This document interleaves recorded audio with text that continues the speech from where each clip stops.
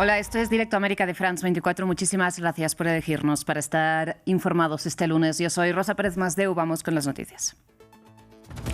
Qatar, Egipto, Jordania y la Unión Europea denuncian la nueva política del gobierno israelí que permite registrar tierras de Cisjordania ocupada como propiedad estatal de Israel. La autoridad palestina pidió ayuda internacional para evitar la anexión del territorio. Tenemos reporte. El secretario de Estado estadounidense Marco Rubio se reunió en Hungría con su aliado ideológico Viktor Orbán después de visitar al gobierno de Eslovaquia y de insistir en el declive de la civilización occidental en la Unión Europea en su discurso en Múnich. El presidente de Colombia llama al diálogo a empresas y sindicatos después de que el Consejo de Estado suspendiera provisionalmente el aumento del salario mínimo. Gustavo Petro aseguró que respeta la decisión judicial, pero que la medida es constitucional.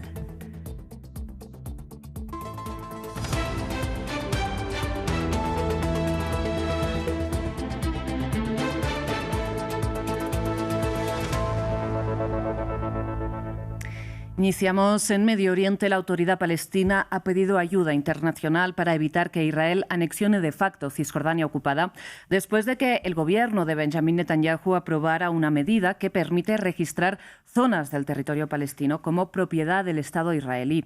Qatar, Egipto, Jordania y la Unión Europea han condenado la medida en un contexto en que el alto comisionado de la ONU por los Derechos Humanos declaró que textualmente estamos presenciando pasos rápidos para cambiar permanentemente la demografía del territorio palestino ocupado, despojando a su población de sus tierras y obligándola a irse.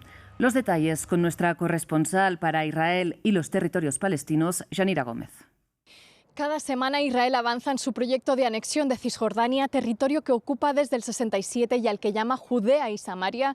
El pasado domingo facilitó a los colonos la compra de tierras palestinas y se autoadjudicó regular el agua y sitios arqueológicos en zonas que controla la Autoridad Nacional de Mahmoud Abbas.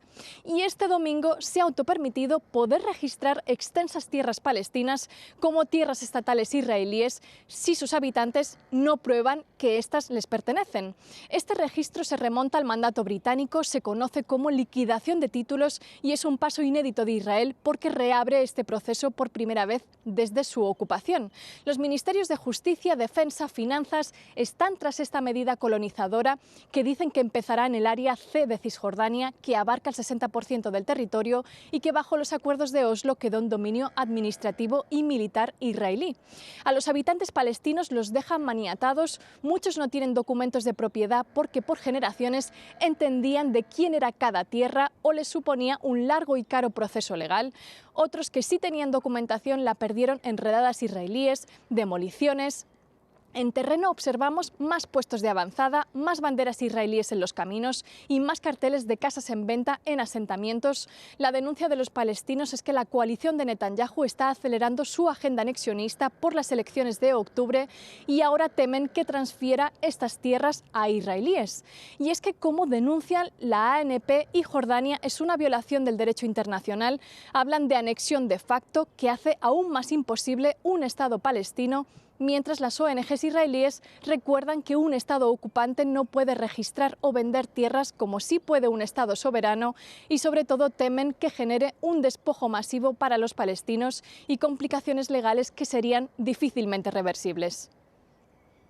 Vamos ahora hasta Suiza para seguir hablando de Medio Oriente, porque en Ginebra, en la víspera de la segunda ronda de diálogos indirectos con Estados Unidos previstos para este martes, el ministro de Exteriores iraní, Abbas Araghchi, se reunió con el secretario general de la Organización Internacional para la Energía Atómica. Hablamos de Rafael Grossi. Ambos declararon que el diálogo giró sobre todo en torno a aspectos técnicos. Escuchemos. Acabo de concluir profundas conversaciones técnicas con el ministro de Asuntos Exteriores de Irán, Abbas Araghchi, en preparación para importantes negociaciones previstas para mañana en Ginebra. Estoy en Ginebra con ideas reales para lograr un trato justo y equitativo. Lo que no está sobre la mesa, la sumisión ante las amenazas. Cambiamos de tema, pero continuamos en Suiza porque al menos 5 personas resultaron heridas tras el descarrilamiento de un tren debido a una avalancha en el cantón suizo de Valais. La locomotora de la compañía Regio Express, que transportaba 29 personas, circulaba en medio de una jornada de intensas nevadas en los Alpes suizos. El accidente obligó a interrumpir la línea del tren por varias horas. Las autoridades decretaron un alto riesgo de avalancha en la zona del incidente. Ahora sí, cambiamos de tema. Hablamos de Estados Unidos porque el secretario de Estado Marco Rubio está en Hungría, donde se reunió con el primer ministro Viktor Orbán. El jefe de la diplomacia estadounidense visita al mandatario húngaro después de haber estado ya este domingo en Eslovaquia. Ambos países, recuerden, gobernados por fuerzas nacionalistas afines a Trump y reticentes a la corriente europeísta mayoritaria en Bruselas. Y es que precisamente Marco Rubio visita a sus aliados ideológicos después de ofrecer un discurso en la Conferencia de Seguridad de Múnich, en la que insistió en la visión de la actual administración de la Casa Blanca, que considera que los países de Europa Occidental enfrentan la decadencia cultural por culpa, dicen, del progresismo y de la inmigración.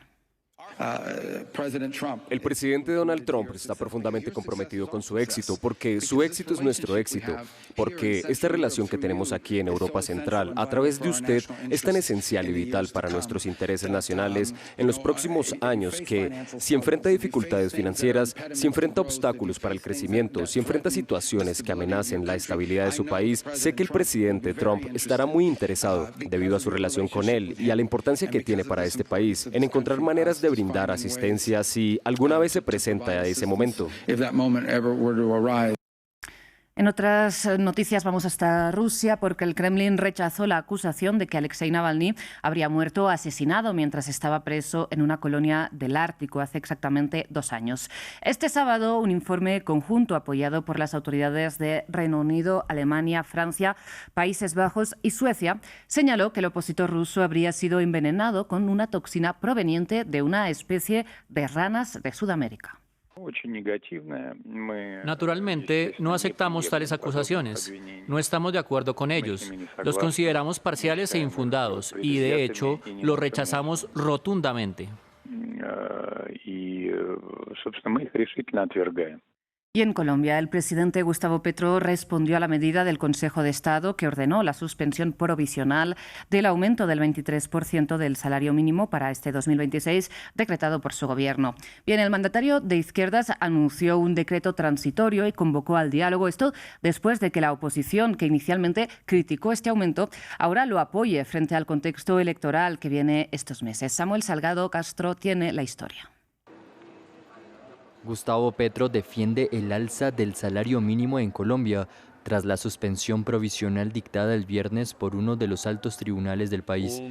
El mandatario colombiano se dirigió el domingo a la nación y puso de relieve la importancia de mantener el 23% de aumento del salario mínimo vital, anunciado por su administración a finales de 2025.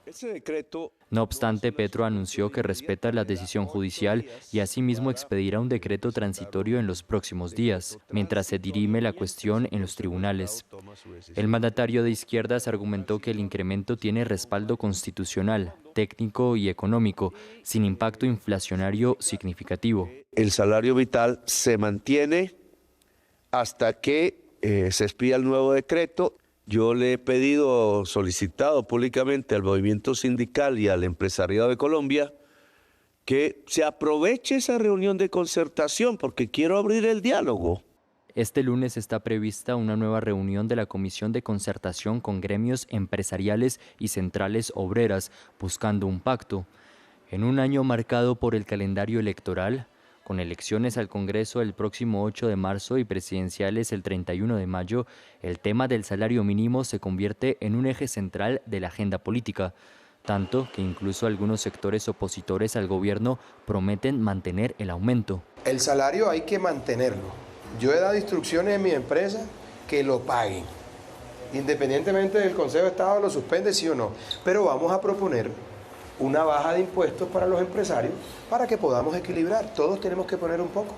El jueves 19 de febrero habrá movilizaciones en plazas públicas para defender lo que Petro llama como una conquista laboral en uno de los países más desiguales del mundo y en medio de una polarización que ya define la campaña electoral de 2026. Continuamos con noticias de India porque este lunes Nueva Delhi inauguró la Cumbre de Impacto de Inteligencia Artificial 2026 y al menos 20 líderes mundiales se encuentran ya en la capital india para diseñar o intentarlo la futura gobernanza de los algoritmos.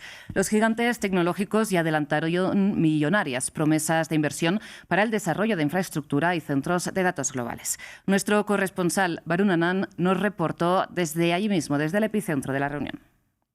La Cumbre de Impacto de la Inteligencia Artificial 2026 se celebra desde hoy en Nueva Delhi, reuniendo delegaciones de más de 100 países en el Centro de Convenciones Bharat Mandapa. El foro congrega a jefes de estados, ministros y directivos de las principales empresas tecnológicas en un momento de creciente competencia global por la regulación y el liderazgo en inteligencia artificial.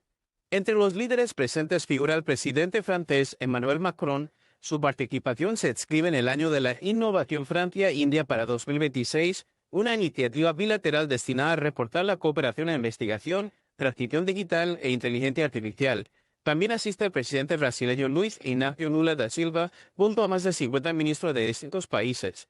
Según los organizadores, más de 35.000 personas se registraron para esta edición y alrededor de 500 startups participan en centenares de secciones. La cumbre está estructurada en torno a 3 pilares definidos como personas, planeta y progreso, conocidos como los sutras del encuentro.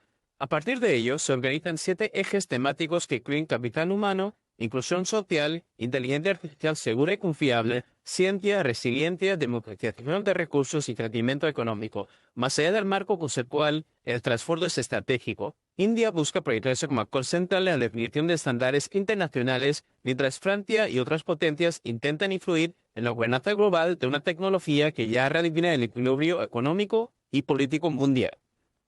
Precisamente, ¿no? Como decíamos, Europa busca su independencia digital, ya que las grandes tecnológicas estadounidenses como Google, Apple, Meta o Microsoft controlan gran parte de este mercado en crecimiento. La regulación de las plataformas digitales ya ha sido objeto, recordemos, de crecientes tensiones, unas más, entre Bruselas y Washington desde el regreso al poder de Donald Trump, quien cree que las firmas estadounidenses de servicios digitales deberían poder operar sin obstáculos. En este contexto, Francia está trabajando para lograr la soberanía digital. Un equipo de France 24 nos lo cuenta. Las usamos cientos de veces al día, Outlook, Google Maps o WhatsApp. Todas estas aplicaciones pertenecen a las empresas tecnológicas estadounidenses y dominan nuestra vida en línea. Incluso es muy difícil prescindir de ellas, sobre todo en el mundo laboral. En la Unión Europea, un 90% de las aplicaciones usadas pertenece a Microsoft y un 10% a Google. Y para salir de esta dependencia, el Estado francés ha desarrollado su propio programa de escritorio, la Suite, que ya es utilizado detrás de estas puertas. Los ingenieros del Estado crearon un paquete de herramientas, entre ellas Visio, un sistema de videoconferencia equivalente a Teams o Zoom. Nuestro primer objetivo es entregar herramientas al Estado. Visio, por ejemplo, tiene el mismo nivel que las herramientas que encontramos en el mercado, salvo que está operada desde Francia y tenemos el control sobre el código, los datos y la infraestructura, lo que permite una mayor seguridad y soberanía. Entre las herramientas incluye un sistema de mensajería instantánea y un programa de escritura colaborativa. El objetivo es asegurar la continuidad de los servicios públicos, pero también recuperar el control de los datos. Comenzamos a sentir que perdíamos el control de las bases de datos del Estado y entonces creamos un sello de calidad para la identificación de bases de datos que están bajo el control europeo. Las empresas estadounidenses ocupan también una posición hegemónica en otro dominio, los motores de búsqueda. Pero hay alternativas europeas, como el francés Qwant. Nuestra particularidad es que la primera funcionalidad, que es la respuesta del motor de búsqueda, se realiza en privacidad. No usamos los datos personales. Qwant dependía antes de la tecnología de Microsoft hasta que los equipos desarrollaron su propio índice de búsqueda. En un 50% del tráfico tenemos una calidad equivalente a los principales actores del mercado, que son todavía Bing y Google. Y en el 50% restante estamos trabajando para mejorar eso. Por ahora, la empresa solo tiene un 2% del mercado en Francia. Hasta aquí las noticias, enseguida regresamos.